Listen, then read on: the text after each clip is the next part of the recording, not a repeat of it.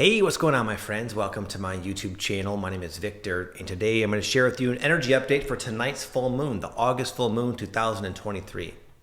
I'm going to share with you 3 different themes that you might be experiencing at this time. Number 1, you might feel inspired to do something you used to do, to re-engage with an old project, area of focus, etc., but with a new perspective, with more freedom, less resistance than before. Sometimes we start to get this hunch, this intuition that we're meant for something, meant to be doing something, but at the moment we receive that idea, it just triggers a lot of blocks, a lot of insecurities, a lot of doubts, a lot of our conditioning, all that stuff, all those unresolved issues. It flares up and kind of makes the task, in the moment anyway, almost impossible, virtually impossible to do in a clean, clear way. But that doesn't mean it's never meant to happen. I had the inspiration 6 years before showing up on YouTube to be a YouTuber. Back in like 2010, 11, I was going through a spiritual awakening, feeling alone, not knowing what's happening with me, and I found a lot of comfort on YouTube. There's other people talking about it, talking about the energies and the astrology and this and that and the symptoms, and I was like, man, I've just benefited so much from these people. It would be so awesome to do that. And I knew I was going through a lot of cool stuff, having a lot of very unique experiences. I knew in my heart other people were going through, going through, and I'd get these inspirations and these ideas that it resonated with like the deepest part of myself. Some of these ideas that were coming to me in regards to this sort of idea to have a YouTube channel.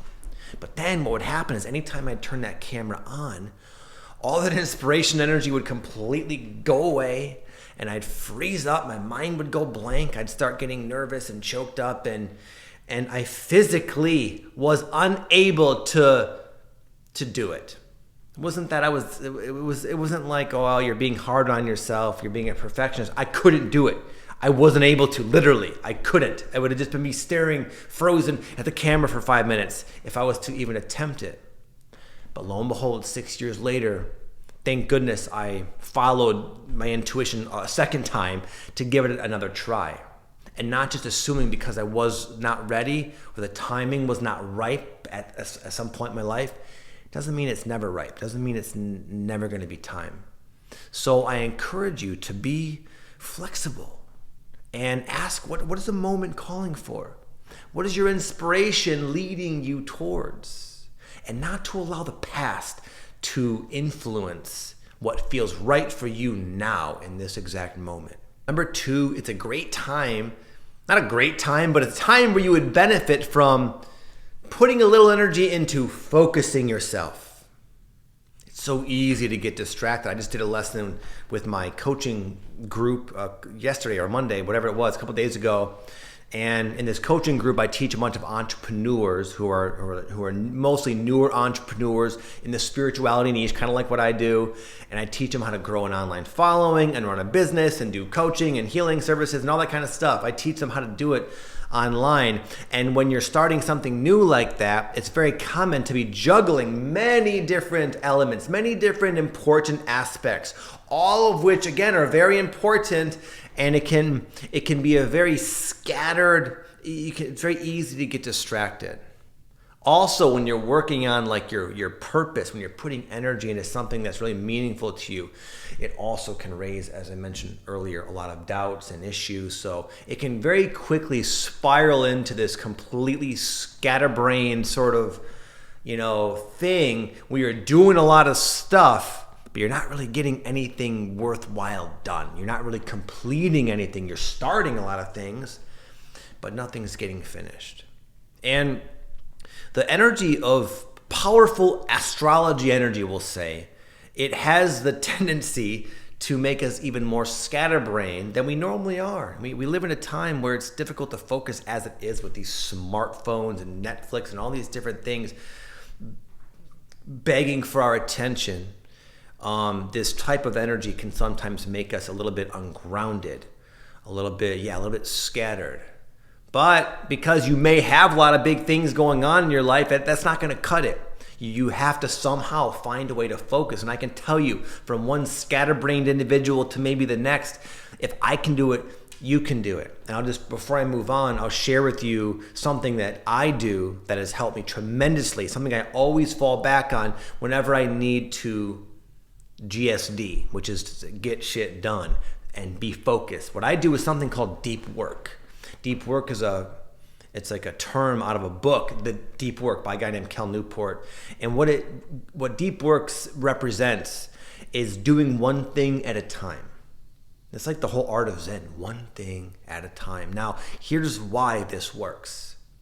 When we do one thing at a time, the longer we sustain focus on something that's important, the more of ourselves, the more of our brain capacity we're able to bring into the project. And as time goes on, with this sustained focus, the quality and the speed of completion, the productivity kind of like exponentializes. Opposed to, which has sort of been proven more than once as ineffective, and that's the idea of multitasking.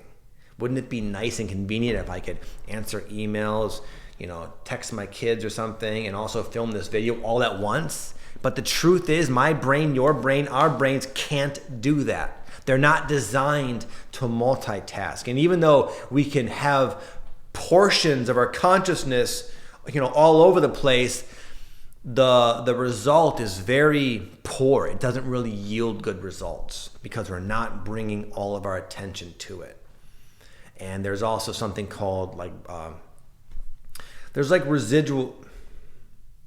So anyway, deep work. What I do is what I try to do is pick something that I deem important and clear away all the distractions. I shut my phone off, I get it out of the room, and I just sit there and I grind it out and I focus. And it allows me to really get deeply into my flow.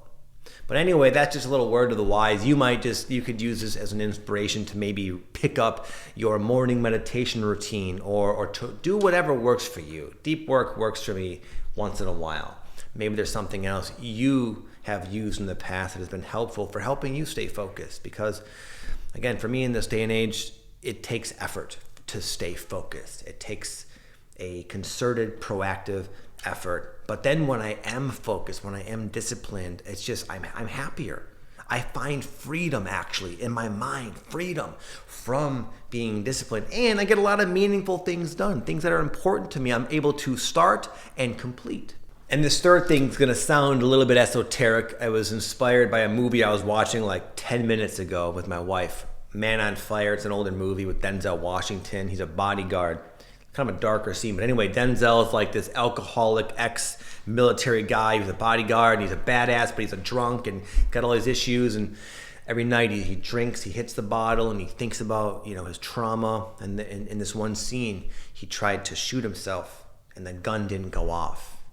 And it blew his mind because it should have worked. The gun, there's nothing wrong with the gun, but there was this miraculous divine intervention that prevented the gun from going off. And that gave him this notion that maybe you're here for a reason, Denzel. And I know when I saw that scene, it reminded me of a time in my own life when I should have died.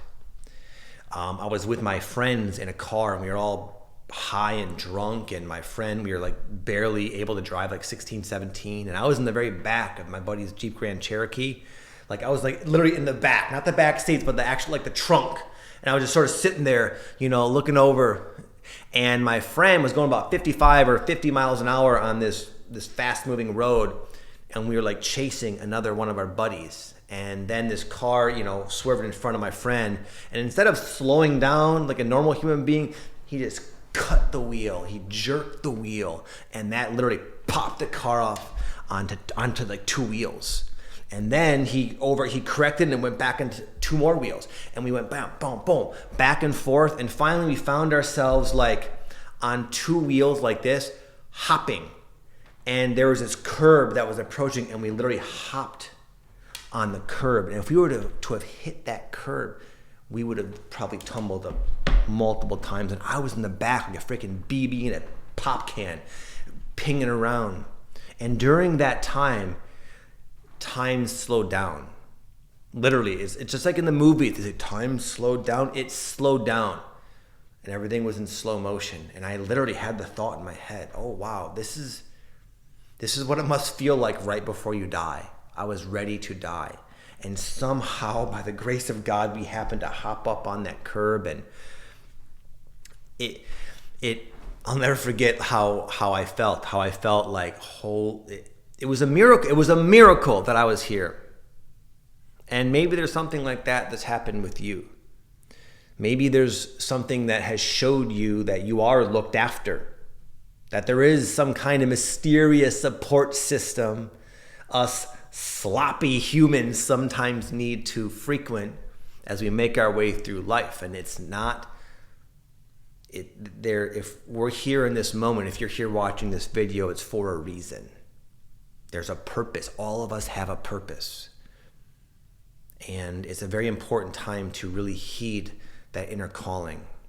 Kind of like I said before, number one, maybe you've had this sense you were meant to do something for a while and you tried and it didn't work. It doesn't mean stop trying. There's a timing aspect here. But as you can see what's happening on planet Earth, it's not very good. You know, my wife and I were watching this Netflix documentary, and it was basically showing you, like, as the decades progress, how much fewer trees there are, how the Earth is literally in a state of decay due to us. Our unconsciousness of billions of people run rampant, and we're not heading in a good trajectory. But we are here. You are here for a reason. I really resonate with what Dolores Cannon says about the idea of the light worker, that the Earth is in trouble, according to Dolores Cannon. Dolores Cannon used to run these hypnotherapy sessions called QHHT, where she would take people into their past lives, and also she would connect people to, you know, their super consciousness, their higher self, and they'd be able to get all these ideas. Anyway, Dolores Cannon took, you know, thousands of people through this hypnosis process over the span of decades from all over the world, all walks of life, and so many were saying the exact same thing, and that is this: the world is going through a transition, an evolutionary leap, and prior, it was in trouble. It doesn't take a rocket scientist to figure that out. You look out your window. Things are not good here on planet Earth. But there was allegedly, according to Dolores Cannon and all of her findings, a call was put out within, like, the heavenly realms, if you will, the cosmos. And the call said, the Earth is in trouble. Who's willing to go down to Earth, forget who they are, and to wake up at this important time in history and to share their light, to share their elevating consciousness with the collective of Earth, to change it and transform it from the inside out, to steer it onto a new course, a new path of ascension, of evolution, of expansion, transformation, enlightenment. People like you are here. It's not an accident. You watch videos like this, and this type of information strikes a chord in you so deep. It might chill you to your bones sometimes. I know it would me. When I would read this information, I would say, why is this resonating? Why do I believe this more than I believed in anything in my entire life? Why do I know this is ringing true for me? And here I am. I'm helping people. You are meant to help people, a lot of you, in your own way. And now is the time to really know that. And now is the time to stop allowing yourself to stop yourself. The world is never going to align the deck of cards in your favor to where it's suddenly smooth and easy and effortless, and you feel good about transitioning into this new role you're feeling called to step into. But that's not the problem. We can roll with that. We can assert our will into life to create things we want. History is, packed with examples of people who have demonstrated that. A big problem is when we get in our own way. When we allow our negative mind chatter to talk ourselves out of being who we are and feel inspired and called to be. And that's where we have control. We always have control of what influence we listen to and allow to guide our action. The fear, the negativity, the inner critic that's always there. And it shows up even more strongly when there really is this potential to break through, to do something cool. Or we can listen to our heart, to our instincts, to our intuition. That's always there as well, and that's always an option. And I'm telling you from my own experience, if you can do that, if you can truly follow your heart, not just in some figurative way, but I'm saying like when your heart feels like you should do something, you just do it. In spite of what happens, in spite of what blocks might be in your way or within you, you just do it. And if the people like you who are meant to be, who are meant to make a difference in the world, start living and allowing their heart to guide them, we will wake up one day on a different planet. Our children will have fresh trees, fresh, clean oceans, and a brand new reality. But it starts with you. And the only thing stopping you is yourself, your resistance, which you have the power within yourself in this moment to move through. I was editing the video, and before I go, I wanted to say this. What I found, again, as I mentioned before, I'm a coach. I work with like people building their business. What I found, there's a simple key to success. Whether you're building a business or starting anything that's a creative expression. And the secret sauce, the secret to success is this. Just bluntly, boldly, in a very uninhibited way, be your true full self. And just kind of see what happens. The more you can just be yourself and just know that's enough.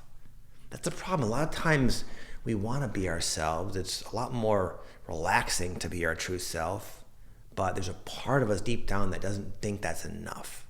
And I'm telling you, this I believe is why this phenomena is happening of people being called into their purpose. Yeah, it's a way to contribute to the whole, but it's also a way to really heal that deep wound of I'm not enough. It's like, listen to your heart. Listen to your higher self. Go for it. Give it a try. And let the world prove to you, even your monkey mind, that you are more than enough. You're more than you think. You're more than you could have ever imagined. But there's only one way to really know that is to give it a whirl. Put me in, coach, is what your heart is and higher self has been saying. So put them in. Put them in. See what happens. Anyways, with that said, last little message. I want to say thank you to everybody who's been watching my channel and welcome to the newcomers, and I'll see you in the next video. Much love.